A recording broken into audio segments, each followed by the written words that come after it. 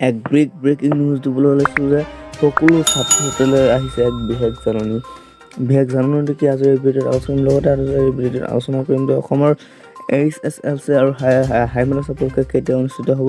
ভিডিঅ'টো প্ৰথম পৰা শেষলৈ চাব। ভিডিঅ'টো ভাল লাগিলে লাইক কৰিব, শ্বেয়াৰ কৰিব, মোৰ চেনেলটো ছাবস্ক্ৰাইব কৰিব। অসমৰ HSLC আৰু হাই মাদ্ৰাছা পৰীক্ষা কেতিয়া অনুষ্ঠিত হ'ব তাৰ প্ৰতি এক বিশেষ জাননী এই মুহূৰ্তত আপডেট কৰা হৈছে। তাৰ আগতে কওঁ যে HSLC আৰু হাই মাদ্ৰাছা এক্সাম হ'বলৈ হ'লে আগতে আমাৰ শিক্ষানুষ্ঠানসমূহ খুলিব লাগিব। গতিকে আমাৰ শিক্ষানুষ্ঠানসমূহ কেতিয়া খুলিব আজিৰ ভিডিঅ'ত আলোচনা কৰিম। শিক্ষানুষ্ঠানসমূহ খোলাক লৈ এক বিশেষ আপডেট এই মুহূৰ্তত আহি পৰিছে। আপডেটটো কি চাওক ভিডিঅ'টো প্ৰথম পৰা শেষলৈ। নিশ্চয়কৈ অসমৰ শিক্ষামন্ত্ৰী মন্ত্ৰী শৰ্মাই ঘোষণা কৰা জাননীৰ ওপৰত ভিত্তি কৰি এই কথা ক'ব পাৰি যে অসমৰ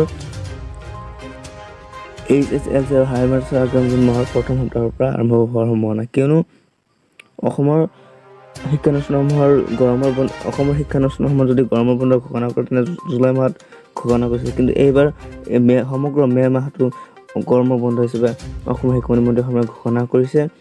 তো ইয়াৰ ওপৰত ভিত্তি কৰি ক'ব পাৰি যে 1 জুনৰ পৰা নিশ্চয়কৈ অসমৰ বিদ্যালয়সমূহ খোলাৰ সম্ভাৱনা অত্যাধিক।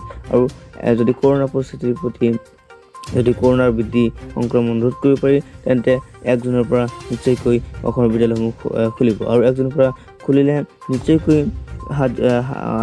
প্ৰথম সপ্তাহৰ পৰা HSLC আৰু হাই মাদ্ৰাছা এক্সাম অনুষ্ঠিত হ'ব। তো চাওঁ অসমৰ শিক্ষামন্ত্ৰী মন্ত্ৰী শৰ্মাই ঘোষণা কৰা জাননীসমূহ কি। অসমীয়া প্ৰতিদিন নিউজৰ এটি বাৰ্তা অনুসৰি কোৱা হৈছে যে অসমৰ সকলো শিক্ষানুষ্ঠানৰ 31 মে'লৈকে গৰমৰ বন্ধ ঘোষণা। পিছত আছে যে শিক্ষা ক্ষেত্ৰখনক লৈ বহুকেইটা গুৰুত্বপূৰ্ণ ঘোষণা মন্ত্ৰী হোমেন্দ্ৰ বিশ্ব শৰ্মাৰ। শিক্ষানুষ্ঠানৰ গৰম বন্ধৰ সন্দৰ্ভত বিশেষ ঘোষণা শৰ্মাৰ। পূৰ্বৰ জুলাই মাহৰ পৰিৱৰ্তে 1 মে'ৰ পৰা 31 মে'লৈ গৰম বন্ধ ঘোষণা মন্ত্ৰীগৰাকীয়ে। 31 মে'লৈকে ৰাজ্যৰ সকলো শিক্ষানুষ্ঠানত অব্যাহত থাকিব গৰম। তাৰ পিছত পৰিস্থিতিৰ প্ৰতি লক্ষ্য ৰাখি সিদ্ধান্ত গ্ৰহণ কৰা হ'ব।